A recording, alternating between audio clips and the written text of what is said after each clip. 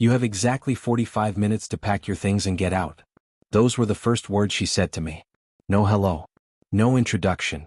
Just a straight-up eviction notice like she was some kind of judge on TV. I was standing in my own driveway, hammer in hand, fixing a loose board on my fence. It was a perfect Tuesday morning in mid-October. The mountain air was crisp, pine trees smelled amazing, and I could hear the creek running behind my property. Life was good. Or at least it was until this woman showed up.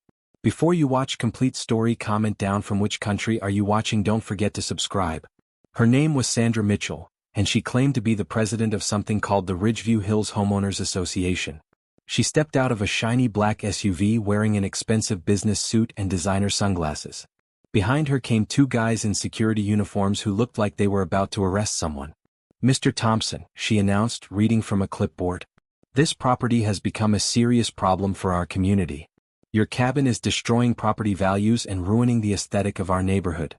I set down my hammer and walked over to my fence.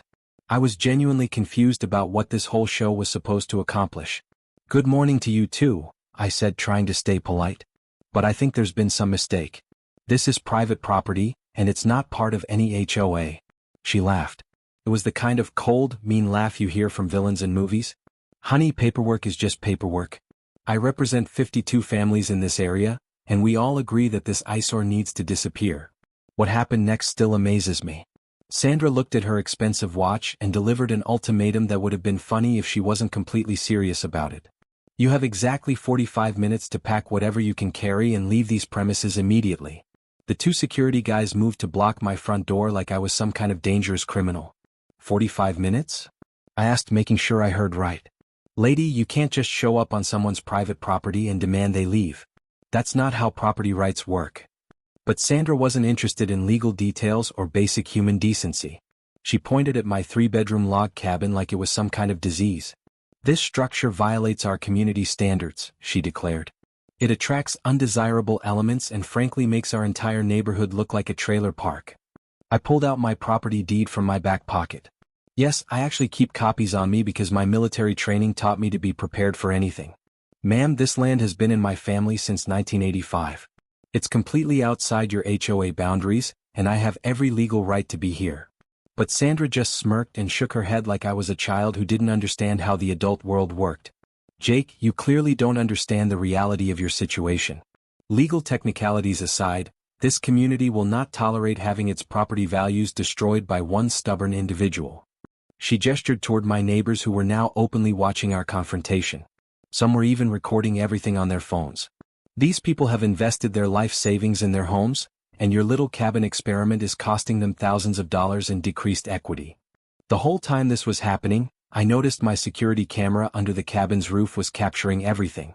Sandra noticed it too, and for just a moment, I saw uncertainty flash across her face. But she quickly recovered and doubled down on her intimidation tactics. Cameras won't change the reality of your situation, she said, though her voice had lost some of its earlier confidence. You have 52 neighbors who want you gone, and we have ways of making that happen with or without your cooperation. The threat hung in the air like smoke from a forest fire. If you choose to be difficult about this, we'll be forced to pursue other methods of resolution. Trust me, you don't want this to escalate beyond a simple voluntary relocation. I felt something shift inside me at that moment. Not anger exactly, but the kind of cold, tactical thinking that military training had drilled into me. This wasn't just about property rights anymore. This was about someone trying to bully me off land that my grandfather had sweated and bled to build a life on. Other methods? I asked, keeping my voice level and calm. What exactly are you threatening, Miss Mitchell? But Sandra was already walking back toward her SUV, her designer heels clicking on my gravel driveway like castanets. 48 hours to reconsider your position, Jake. After that, we handle this situation differently. She paused at her car door and delivered what she thought was her knockout punch. You have no idea who you're dealing with or what resources we have at our disposal.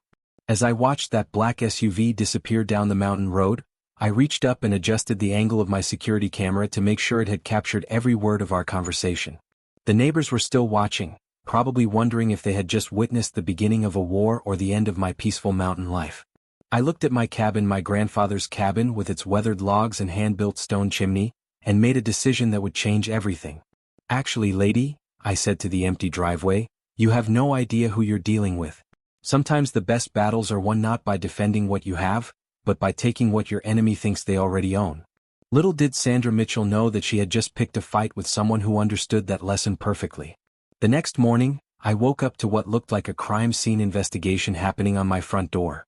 3 fake citations were stuck to my door like I'd been caught cooking drugs instead of fixing a fence. I had to laugh as I peeled them off and carried them inside. If Sandra wanted to play games with paperwork, I could play too. I started what I called my wall of shame, by taping each citation to the inside of my cabin, figuring they'd make great conversation pieces when this whole mess was over. As I stared at those ridiculous violations, I could hear my grandfather's voice echoing from 20 years ago. Paper bullies are just termites in suits, Jake.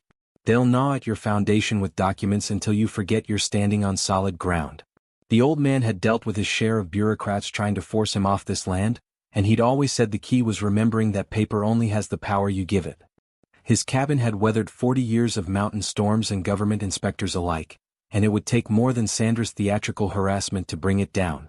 By 8 a.m. I had a visitor. My old military buddy Mike Rodriguez worked as the county building inspector. Mike looked nervous as he approached my cabin, constantly glancing over his shoulder like he was being watched. "Jake," he said in a low voice, "we need to talk privately." We walked around to the back of my cabin where the sound of the creek would cover our conversation. "The HOA is putting serious pressure on the county office," Mike explained. "They want me to find violations on your property, and they're not being subtle about it. Yesterday alone, we received 19 identical complaint letters about your cabin, all demanding immediate action." The bureaucratic assault intensified throughout the day like waves crashing against a seawall.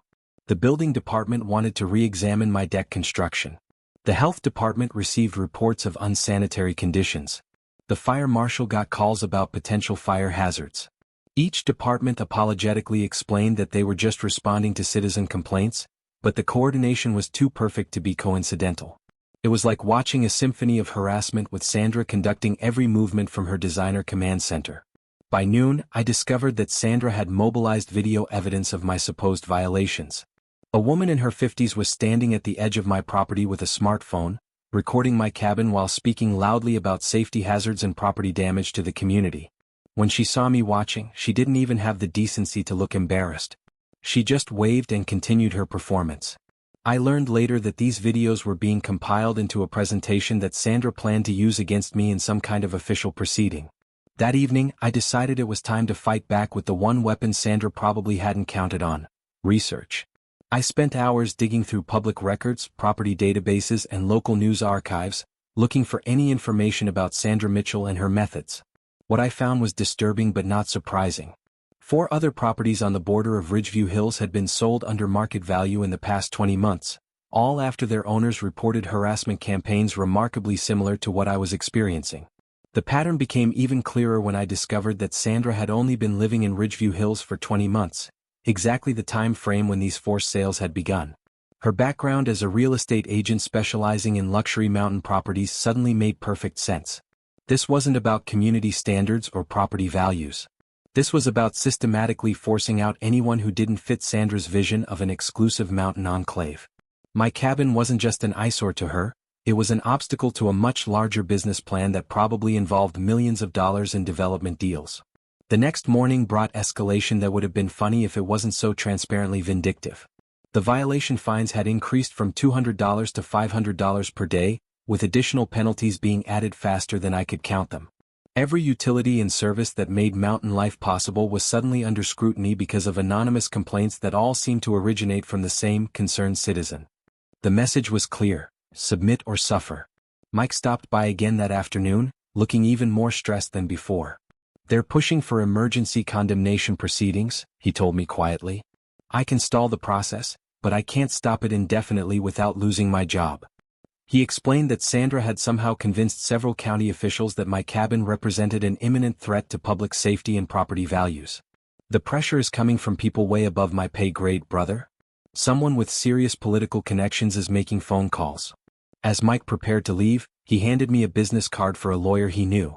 "You're going to need professional help with this," he said. That night, as I sat on my grandfather's hand-built porch listening to the creek and looking up at stars that city folks never get to see, I made a discovery that changed everything. Hidden in the county property records was a detail that Sandra had probably hoped no one would notice. She didn't actually own the mansion she was living in. The property was owned by something called Mountain Ridge Development LLC, and Sandra was listed as a long-term lease tenant. Even more interesting, Mountain Ridge Development LLC had recently listed 7 properties in the Ridgeview Hills area for sale, all with development potential noted in their descriptions. The woman trying to destroy my home didn't even own her own. The phone call that changed everything came at 7 a.m. on Thursday morning from someone I'd never expected to hear from. "Mr. Thompson? This is Mrs. Patterson. I used to live on Cedar Ridge Road about half a mile from your cabin." Her voice was shaky but determined, like someone who had been wrestling with a difficult decision for months. "I heard about what's happening to you with that HOA woman, and I think you need to know what she did to me and my husband last spring." Mrs. Patterson's story was like listening to a recording of my own experience, except her version had ended with her family losing their home of 18 years. "It started with the same violations you're probably getting," she explained, her voice breaking slightly. "Noise complaints, property maintenance issues, violations that didn't exist until Sandra decided she wanted our land." But I could hear something deeper in her voice, the kind of pain that comes from losing more than just property. "The worst part wasn't the bureaucracy," she continued. "It was watching my husband stand in our empty living room the day we had to leave, running his hand along the door frame he'd installed with his own hands 35 years ago. 45 years of marriage, and I'd never seen him cry until that moment. The psychological warfare had been relentless, with daily confrontations and social isolation that eventually broke their will to fight. She turned our neighbors against us, telling them we were bringing down property values and attracting undesirable elements to the area. People we'd shared Christmas cookies with for decades suddenly wouldn't make eye contact." Mrs. Patterson's voice grew stronger as she continued, anger replacing sadness. "Our granddaughter asked why we had to move, and I couldn't explain to an 8-year-old that sometimes bad people win because good people get too tired to fight. The most damaging revelation was how Sandra had manipulated the legal system to force the family's sale. She had connections with someone in the county assessor's office who suddenly discovered that our property taxes had been miscalculated for the past 7 years," she continued. "Overnight, we owed $42,000 in back taxes and penalties. Our options were immediate payment or foreclosure within 60 days. They had been forced to sell their property for 65% of its actual value to a buyer who turned out to be another shell company connected to Mountain Ridge Development. 3 weeks after we moved out, they started construction on luxury vacation rentals that are now renting for $900 per night." Mrs. Patterson had kept meticulous records of everything, including recordings of Sandra's threats and copies of all the fabricated violations. "I've been waiting for someone to fight back against her," she said. "When I heard she was targeting you, I knew I had to speak up. This woman is destroying people's lives for profit, and someone needs to stop her." She agreed to meet me that afternoon to share her evidence, warning me that Sandra's methods had become more sophisticated and ruthless since her case. "Whatever she's planning for you, it's going to be worse than what she did to us." Armed with this information, I began investigating the full scope of Sandra's operation. What I discovered wasn't just a scheme, it was a pipeline. Harassment in, resort profits out. Mountain Ridge Development LLC was connected to a larger company that specialized in converting rural mountain communities into luxury resort destinations. The business model was elegantly simple: identify properties with development potential, systematically harass current owners into selling below market value, then redevelop the land for maximum profit. My cabin wasn't just an obstacle to Sandra's plans, it was sitting on what developers considered prime real estate for a $75 million luxury resort project. The harassment campaign against me intensified dramatically once Sandra realized I wasn't going to fold as easily as her previous targets. Thursday night, pickup trucks began circling my property every few hours, shining bright spotlights through my windows and revving their engines loud enough to wake the dead.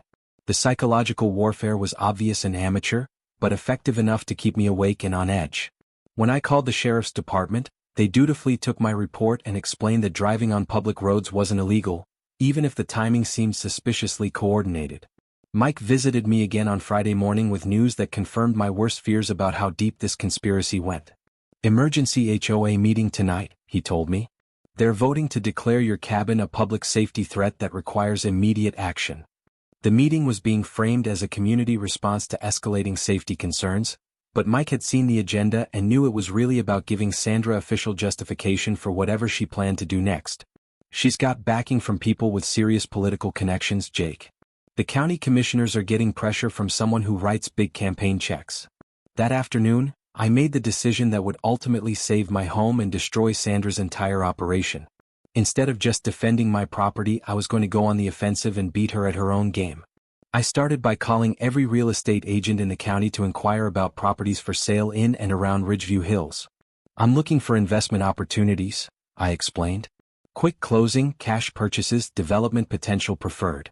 What I learned during those calls was that several properties were quietly being offered for sale by owners who were tired of dealing with HOA harassment and wanted out before things got worse. The final piece of Sandra's plan became clear when Mike shared what he'd overheard at the county office.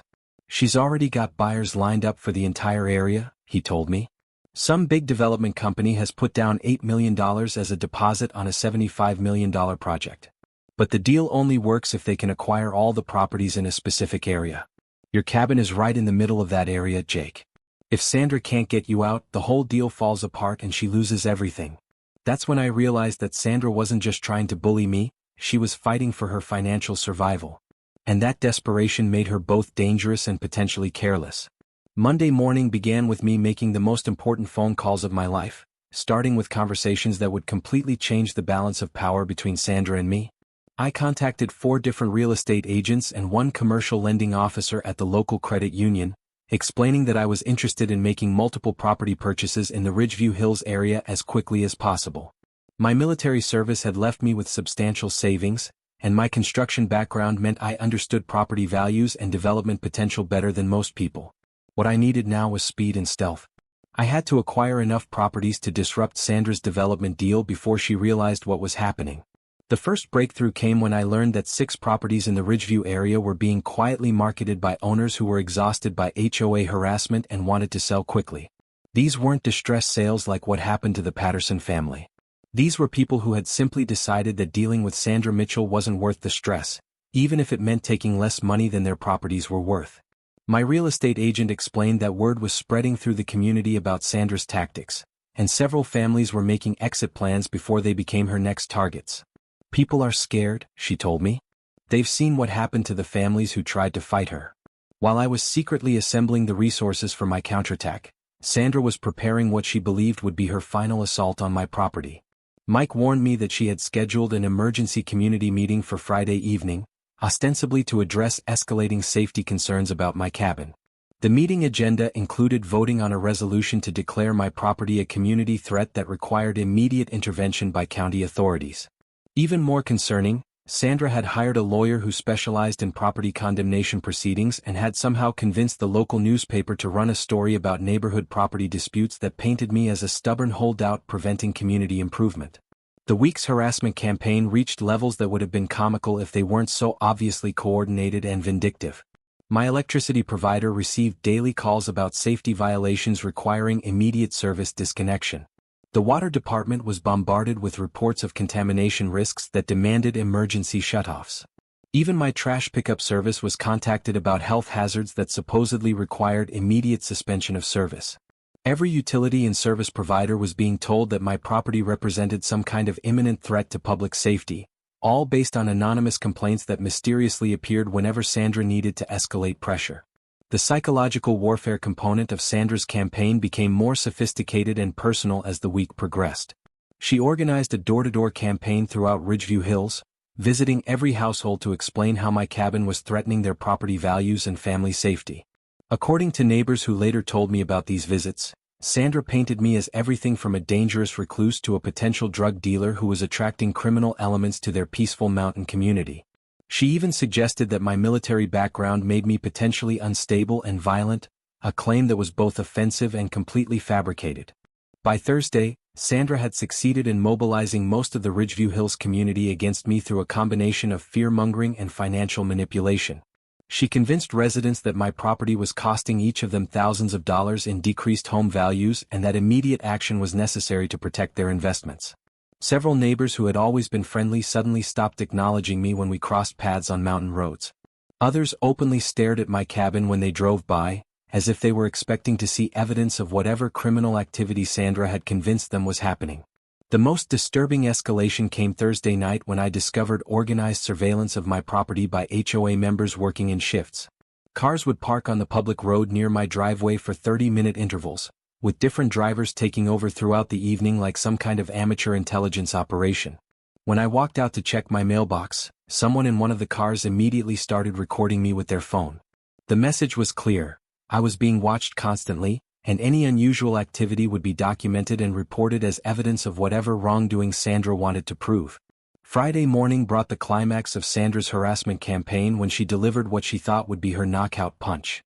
A certified letter arrived with an ultimatum that would have been laughable if it wasn't backed by genuine legal and political pressure. Final notice of community safety violation. The letter began. Jake Thompson has 48 hours to voluntarily relocate from the property in question or face legal action including sheriff-enforced eviction for violations of community safety standards and county health codes.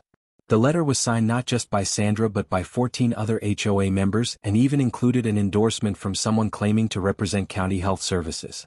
That afternoon, instead of responding to Sandra's ultimatum with the fear and capitulation she expected, I sent formal invitations to every household in Ridgeview Hills announcing a community ownership transfer meeting for Saturday morning at 9 a.m.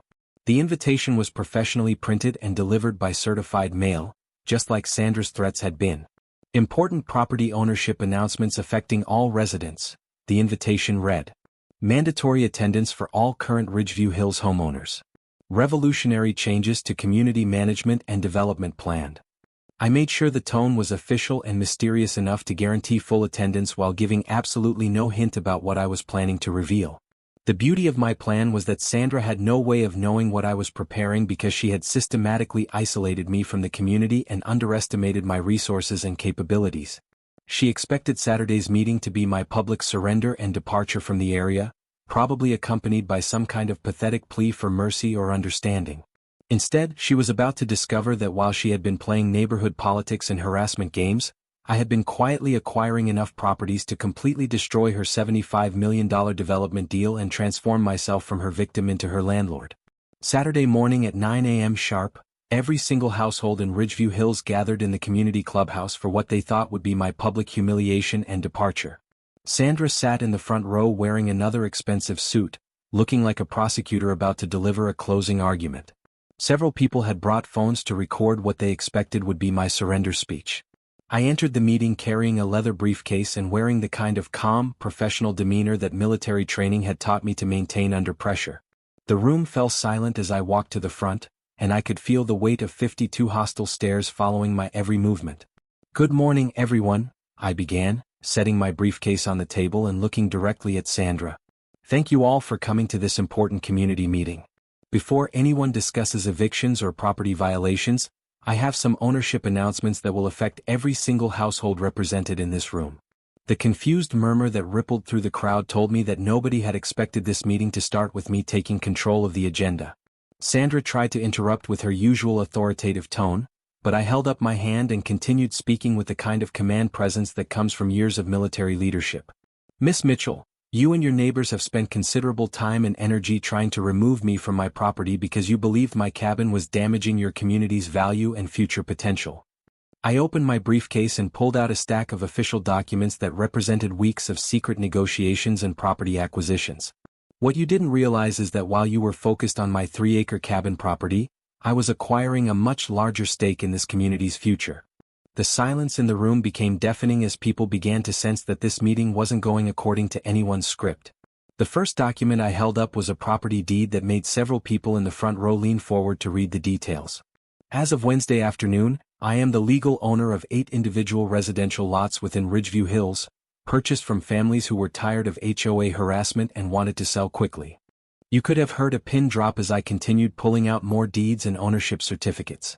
"I also own the 3 common area parcels that contain your community playground and maintenance facilities, purchased from Mountain Ridge Development LLC when they needed quick cash to cover some unexpected expenses." Sandra's face went from confident to confused to absolutely horrified as she began to understand what I was telling the room.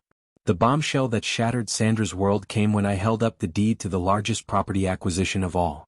"Most importantly, I now own the land underneath this clubhouse and the private road that provides access to 15 of your homes, including the property that contains Miss Mitchell's mansion." The room erupted in shocked voices and confused questions as people tried to process what they were hearing.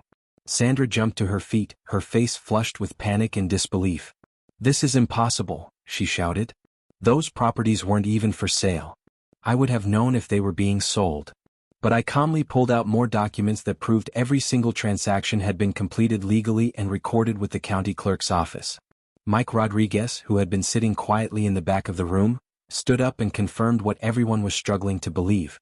"Ladies and gentlemen, I can verify that all of these property transfers have been properly recorded with the county. Mr. Thompson now owns approximately 65% of the land area in Ridgeview Hills, including most of the common areas and infrastructure." The legal reality of the situation hit the room like an avalanche as people began to understand that their HOA president had somehow allowed their community to be purchased out from under them by the very person she had been trying to eliminate. Sandra's public meltdown was both spectacular and completely predictable as she realized that her $75 million development deal had just been destroyed by someone she had consistently underestimated and abused. "You can't do this," she screamed, pulling out her phone to call her lawyer while standing in front of 52 witnesses. "This is fraud. This is conspiracy. This is illegal." But her own lawyer, when she finally reached him, apparently confirmed that every property transaction had been conducted properly and that there was absolutely nothing illegal about buying properties that were legitimately for sale. The woman who had spent months wielding power like a weapon was discovering what it felt like to be completely powerless. The transformation of community dynamics was immediate and visible as people began to understand that I wasn't just another property owner they could bully or ignore. Effective immediately, I announced, I am dissolving the current HOA structure and replacing it with a community management system that will be fair, democratic, and focused on actual property improvement rather than social control. I explained that monthly fees would be reduced from $300 to $75, that arbitrary rules about property appearance would be eliminated, and that all future community decisions would be made through genuine democratic voting rather than dictatorial pronouncements from a self-appointed board. As the meeting ended and people filed out in stunned silence, I delivered the final twist that completed Sandra's humiliation and began her education in how property ownership actually works. "Miss Mitchell," I said, handing her an official-looking document, "since your lease agreement with Mountain Ridge Development included clauses about community disruption and behavior detrimental to property values, you now have 30 days to either accept new lease terms under my ownership or find alternative housing arrangements." The irony was absolutely perfect. The woman who had given me 45 minutes to leave my own property now had 30 days to decide whether she could live under my rules or find somewhere else to go. The transformation of Ridgeview Hills into what I decided to call Pine Valley Resort began immediately with changes that demonstrated the difference between leadership and tyranny. The first thing I did was personally remove the old HOA sign that had announced Ridgeview Hills, a controlled community, and replace it with a simple wooden sign reading Pine Valley Resort, where community comes first. The symbolism wasn't lost on anyone who drove past. The era of arbitrary rules and harassment had ended, and a new chapter focused on actual community building was beginning. Within a week, I had established a democratically elected community council to handle neighborhood issues, with representatives chosen by residents rather than appointed by whoever had the most money and the loudest voice. The practical changes were immediate and popular with everyone except Sandra, who was still struggling to accept that her reign of terror had ended so completely. Monthly community fees dropped from $300 to $75, with the reduced cost covering only essential services like road maintenance and snow removal rather than funding Sandra's various power trips and social engineering projects. The 75-page book of HOA rules and regulations was replaced with a simple 8-page document focused on common-sense guidelines about noise, property maintenance, and mutual respect. People who had been living in fear of random violations and arbitrary fines suddenly found themselves free to enjoy their mountain properties without constant surveillance and harassment. Sandra's adjustment to her new reality was both painful and necessary as she discovered what it felt like to be subject to someone else's rules rather than making them up as she went along. The lease agreement I offered her was fair but firm.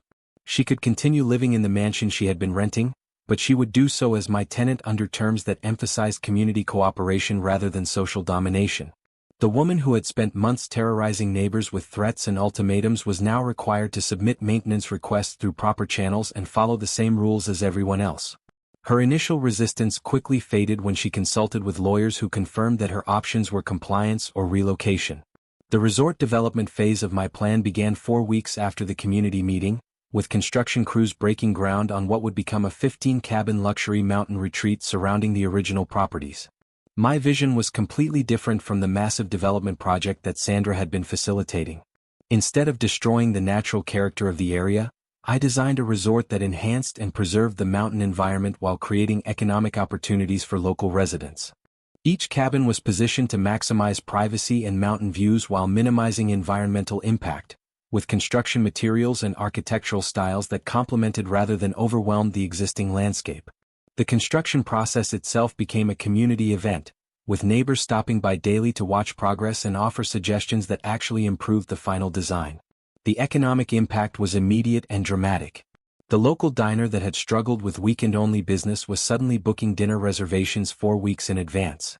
The hardware store went from barely breaking even to hiring 3 additional employees just to handle resort construction and guest supply needs. By the end of the first month, we had created 35 full-time construction jobs and generated over $600,000 in local spending that rippled through the entire mountain economy. Even the gas station at the bottom of the mountain reported a 45% increase in business as construction workers and early resort guests discovered our hidden mountain community. Community healing was perhaps the most important transformation as neighbors who had been turned against each other by Sandra's manipulation began to rebuild the trust and cooperation that makes mountain communities strong. People who had been afraid to make eye contact with me during the harassment campaign started stopping by to apologize and offer support for the resort project. Several families admitted that they had never wanted to participate in Sandra's schemes but had been too intimidated to resist her pressure. The restoration of neighborly relationships was gradual but genuine, based on shared interests in community prosperity rather than fear of arbitrary punishment.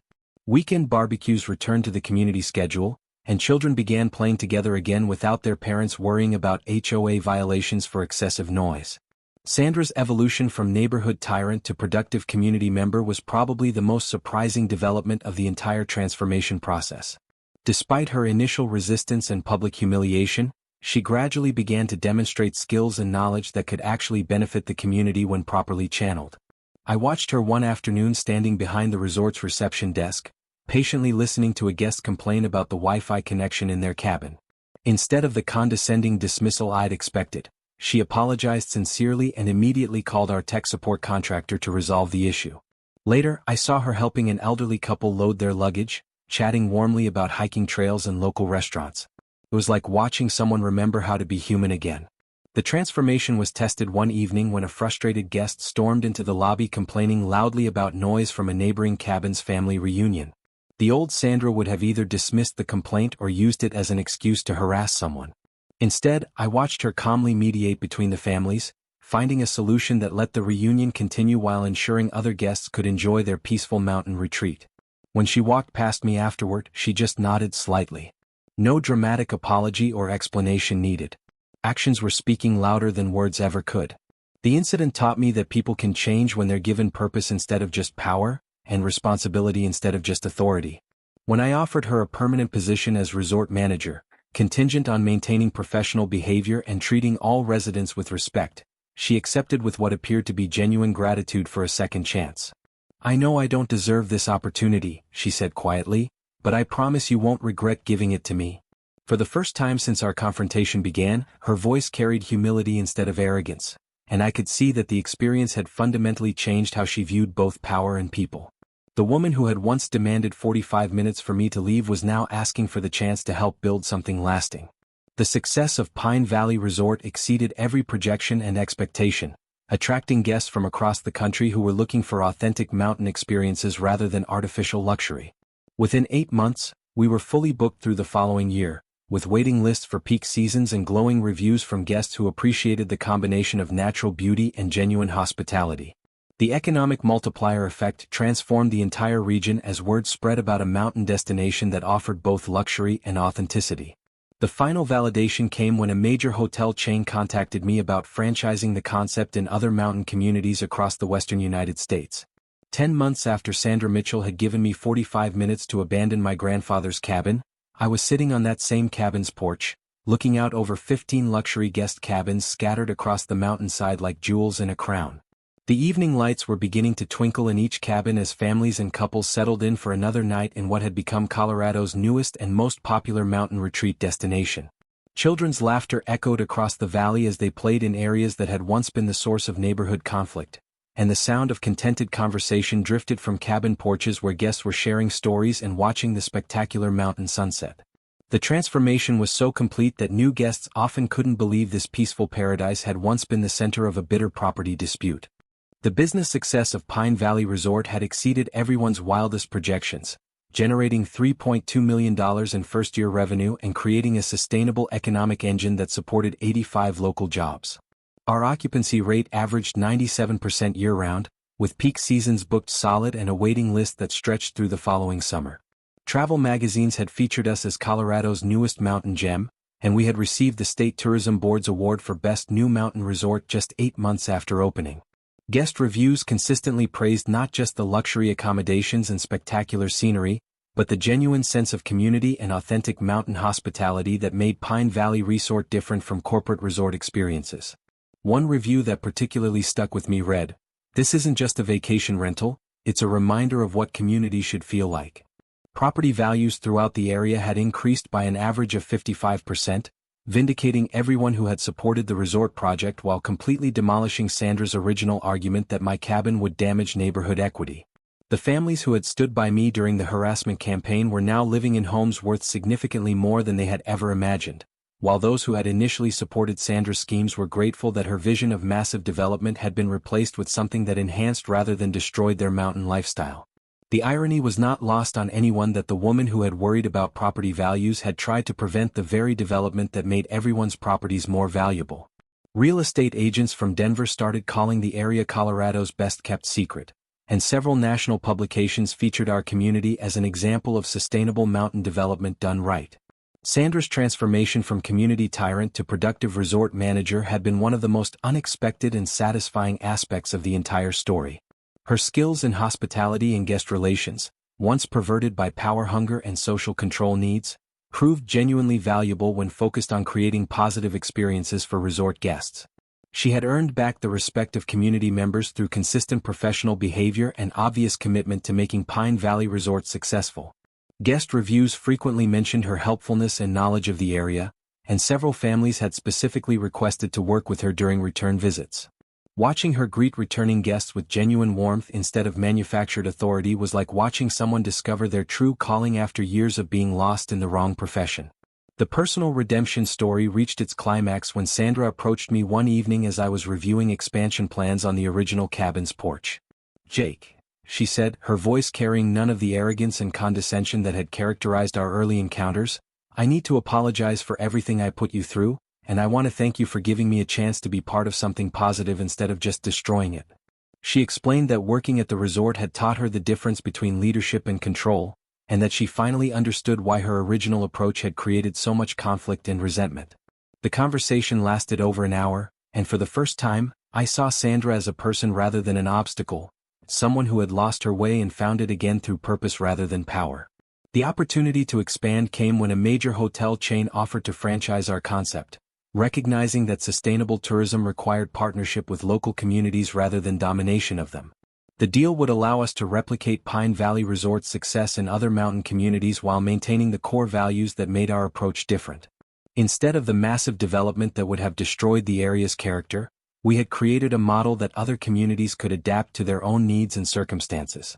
The franchise opportunity came with a regional development director position that would let me help other mountain communities avoid the kind of destructive conflicts that had nearly torn ours apart. It was a chance to turn our success story into a blueprint for positive change across the entire region. As I sat on my grandfather's porch that evening, watching guests enjoy the mountain paradise that had grown from what started as a simple property dispute, I reflected on how completely the situation had been transformed. The woman who had tried to destroy my peaceful mountain life in 45 minutes had become a valued employee and community member.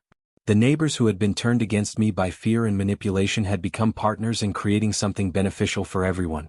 The property that Sandra had called an eyesore had become the centerpiece of a resort that was being studied by hospitality schools as an example of how to do development right. Even my grandfather's old cabin, which had started as the source of conflict, now served as the resort's welcome center where guests learned about the area's history and the importance of preserving mountain community values. Sandra appeared beside my chair with 2 cups of coffee, settling into the chair that my grandfather had built for watching sunsets. "You know," she said quietly, "I gave you 45 minutes to leave everything behind." She paused, watching a family walk past on their way to the evening campfire. And you gave me a career, a community, and a chance to be someone I can actually respect. She took a sip of her coffee and smiled. Hell of a trade. The sound of a child's voice calling out, "Daddy, can we live in Jake's cabins forever?" perfectly captured what we had accomplished together. Sandra chuckled and added, "That kid's got the right idea. Sometimes the best homes are the ones we build together, not the ones we inherit or buy." A parent's response, "Maybe someday, sweetheart." This is what happens when good people build dreams instead of tearing them down. Reminded me that the real victory wasn't in defeating Sandra or making money, but in creating something that brought joy and prosperity to everyone involved. The lesson was simple but powerful. When someone tries to destroy what you've built, the best response isn't revenge, it's building something so successful and beautiful that everyone wants to be part of it. After all, the sweetest revenge is massive success, and sometimes your worst enemy becomes your most grateful employee. As the stars came out over the mountains that night, I realized that my grandfather's cabin had become exactly what he'd always hoped it would be, not just a home, but the heart of a thriving community that proved mountains and people both grow stronger when they support each other. The woman who had once threatened to destroy my life had learned that true power comes not from controlling others, but from helping them achieve their dreams. And I had learned that sometimes the best way to win a war is to turn your battlefield into a paradise that everyone wants to protect. The 45 minutes that Sandra had given me to pack up and leave had turned into a lifetime of building something beautiful. Sometimes the worst threats become the greatest opportunities, and the people who try to tear you down end up helping you build something amazing. Looking back, I wouldn't change a single moment of that conflict because it led to something better than I could have ever imagined. My grandfather would have been proud, not just of the success, but of finding a way to turn enemies into friends and conflicts into communities. That's the real secret of mountain living. Everything grows better when you give it the right foundation, the right care, and the right community to support it. And sometimes, all it takes is one person willing to stand their ground and build something beautiful instead of just fighting back.